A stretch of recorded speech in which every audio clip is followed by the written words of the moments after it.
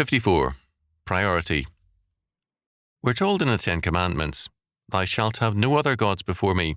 Exodus 23. This means no other priorities than the Lord. He must come first in our lives, and He must govern every sphere of life and thought. Recently, a woman whose children deserved neither support nor anything but being disowned for their sins told her pastor's wife, "Nothing will ever separate me from the love of my children." She was determined to love and to help them no matter what they were.